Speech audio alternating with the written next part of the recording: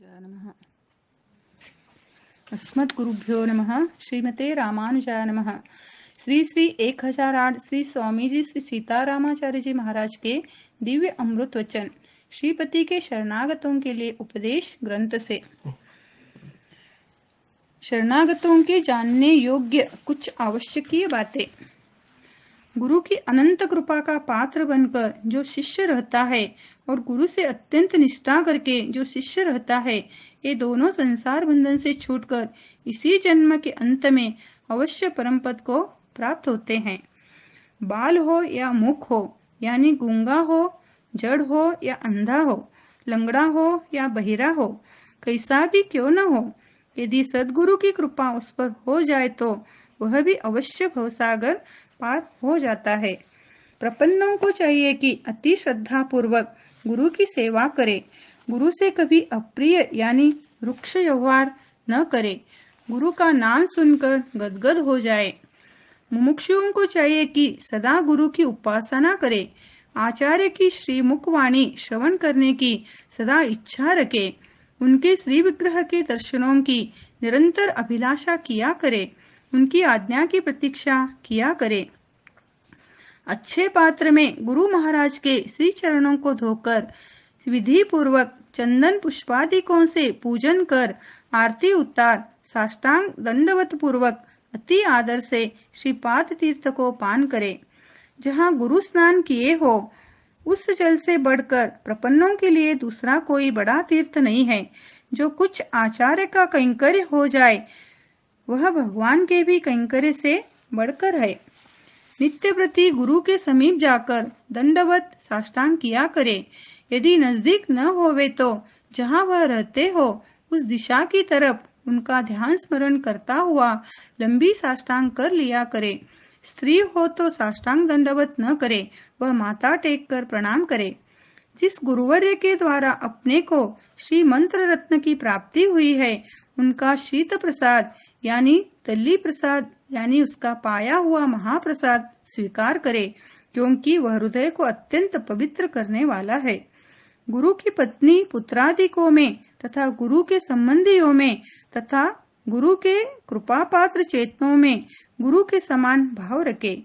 गुरुओं की अंतिम तिथि के दिन तथा गुरु के जन्म नक्षत्र के दिन तथा श्रवण नक्षत्र में भगवान का कुछ विशेष आराधन करके शक्ति अनुसार भागवतों का सत्कार करे।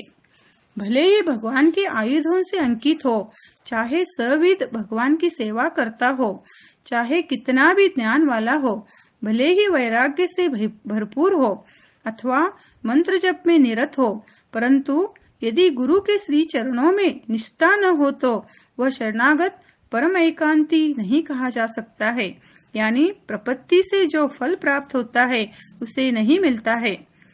गुरु के द्वारा विधान पूर्वक जनेऊ न लेकर अपने मन से विधान रहित जनेऊ डालकर वैदिक कर्म करने वाले को जैसे फल नहीं प्राप्त होता है, उसी प्रकार कितना भी शरणागति का विषय जानता हो या अपने को शरणागत भी मान लिया हो, परंतु यदि सदाचार्य के द्वारा भगवत चरणों में उसकी शरणागति नहीं कराई गई हो तो वह शरणागति फल देने वाली नहीं होती है। भले ही उत्तम कुल में जन्मा हो, भले ही सब शास्त्रों का अध्ययन किया हो, चाहे बहुत यज्ञ किया हो, तपश्चर्या में चाहे जितना परिश्रम किया हो, भले ही सब विषयों को भी त्याग दिया हो, परंतु आचार्य के द्वारा यदि भगवान का समाश्रय न किया हो तो उसे भगवत की प्राप्ति नहीं होती। भले ही शास्त्रों के द्वारा सांगोपांग शरणागति विषय को जान लिया हो, परंतु जब तक सद्गुरु के द्वारा उपदेश पूर्वक शरणागति नहीं कराई जाए तब तक वह सफल नहीं होती है। सदाचार चरणों में समाश्रय किए हुए चेतनों को ही मोक्ष रूप फल देती है।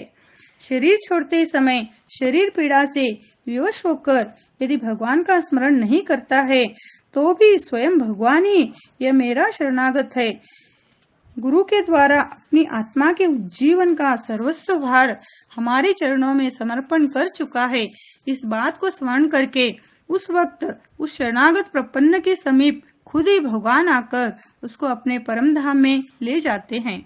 किसी भी हालत में किसी भी देश में किसी भी समय में भले ही प्रपन्न का शरीर छूट जाए, परंतु भगवान तो उसको अपने परम धाम में ही ले जाते हैं।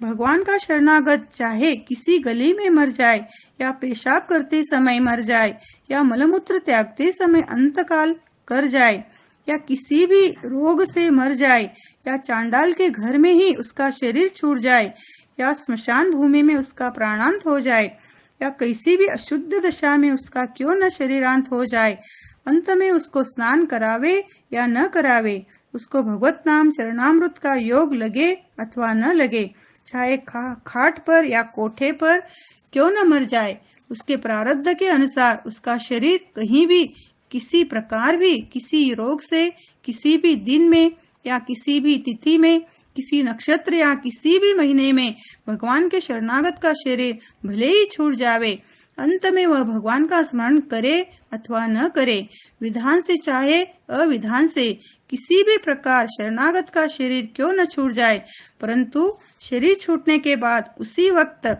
भगवान के द्वारा मोक्ष की प्राप्ति तो उसे हो ही जाती है।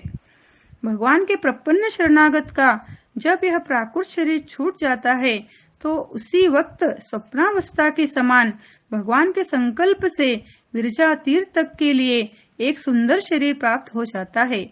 भगवान के संकल्प से एक स्वेच्छाचारी मनोहर विशाल तेजोमय अनेक रत्न जड़ित सुंदर रथ भगवान के मनोहर दिव्य पार्षदों के साथ विरजा तीर्थ तक उस प्रपन्न महात्मा को पहुंचाने के लिए उसी वक्त प्रकट हो जाता है। उसी पर भगवत कृपा से वह महात्मा अत्यंत आदर पूर्वक भगवत पार्षदों के द्वारा विरजवाए जाते हैं। जैसे स्वप्न में मिले हुए शरीर को उस स्वप्नावस्था को प्राप्त चेतन के सिवा वहाँ के जागृत अवस्था वाले कोई भी नहीं देख पाते हैं, उसी प्रकार उस रथ को उन पार्षदों को उस प्रसन्न महात्मा के सिवा वहाँ के बाकी लोग उस प्रपन्न महात्मा के सिवा वहाँ के बाकी लोग कोई भी नहीं देख पाते हैं।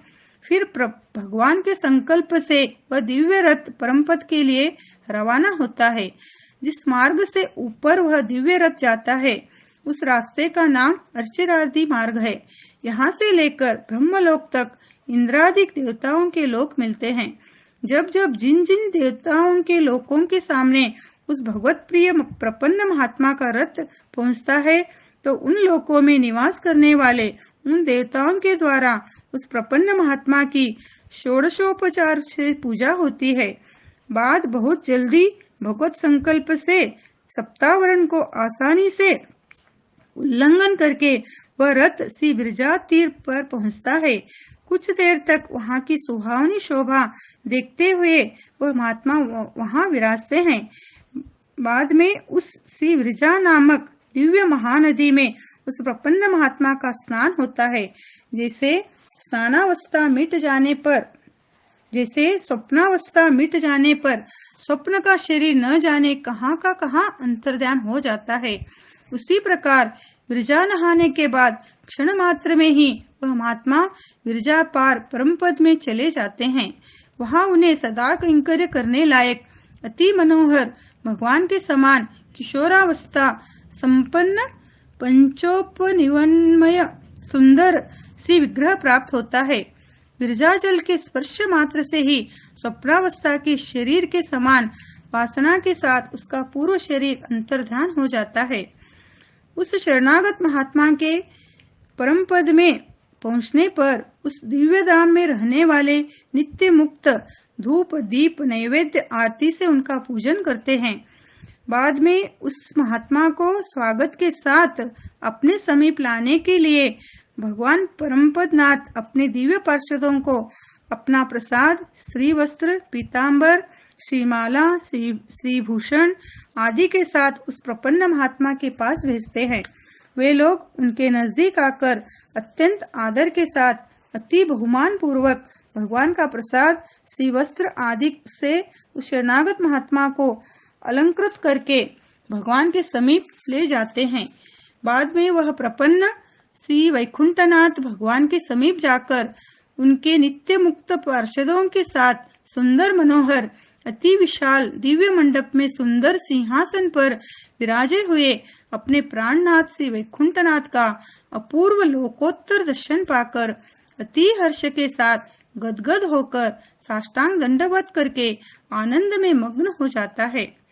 14 वर्षों से अपने विरह से अत्यंत खिन्न बिछड़े हुए श्री भरत जी को जैसे अपनापन दिखाकर श्री रघुनाथ जी महाराज अंक में मिला लिए थे, वैसे ही अनादिकाल से बिछड़ा हुआ आचार्य कृपा से अपने को प्राप्त उस प्रपन्न महात्मा को भगवान परमपद नाथ भी अपने दिव्य सिंहासन से उतरकर अति त्वरा पूर्वक उनको अपने हृदय से लगाकर अपने सिंहासन पर बैठाकर अत्यंत कृपा पूर्वक उस प्रपन्न को देखते हुए अपने मधुर श्रीमुख वचनामृतों से आश्वासन करके उनकी इच्छानुसार अपनी नित्य सेवा सदा के लिए कृपा कर प्रदान करते हैं और प्रपन्न भी सदा के लिए मुक्त होकर श्री जी के साथ भगवान श्रीपति की सदा सेवा का आनंद लेता हुआ सर्वदेश सर्वकाल सर्वावस्था में स्वार्थ रहित परार्थ कैंकर्य करता हुआ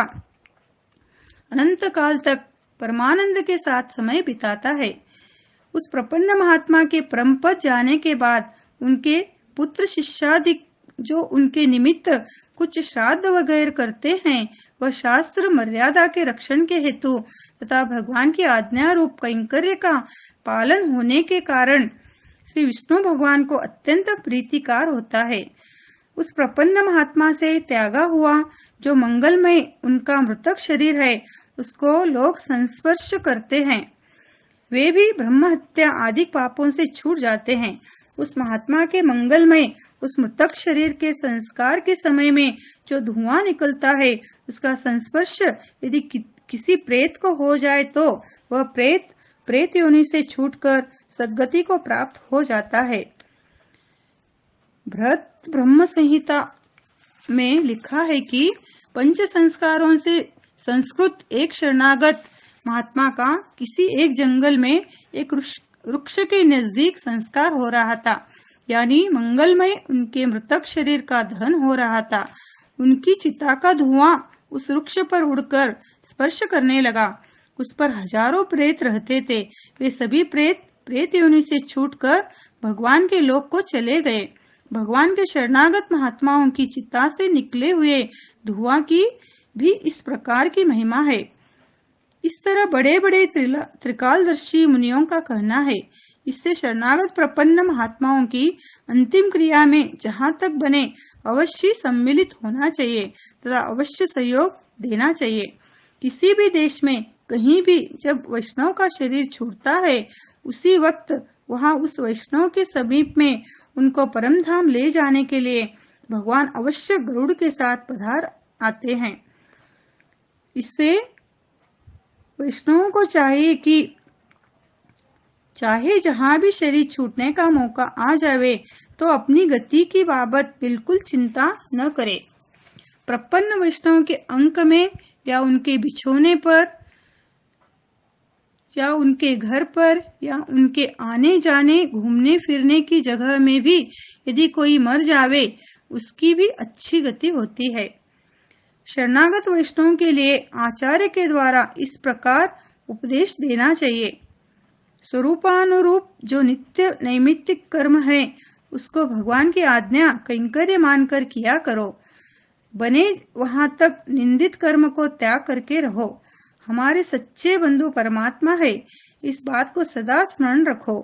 भगवान की सेवा के सिवा भगवान से और कुछ चाहना भूल करके भी न करो। सदा अपने प्यारे परमात्मा का ही पूजन किया करो। दूसरे देवताओं को नमस्कार तक भी मत किया करो। अपने गुरुओं के आचार्य के अनुगुण प्यारे परमात्मा के आयुध से ही अंकित हो। देवतांतरों के चिन्हों से भूल करके भी अंकित नहीं होना।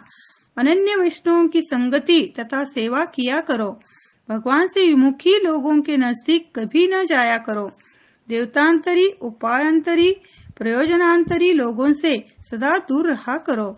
शरणागत वैष्णव मुमुक्षुओं को चाहिए कि इस प्रकार श्री गुरु महाराज के द्वारा उपदेश को श्रवण करके साष्टांग प्रणाम करके हाथ जोड़कर कहे कि जो उपदेश द्वारा आज्ञा हुई है, इसको आज से लेकर पूरी जिंदगी पर्यंत अवश्य पालन करूंगा।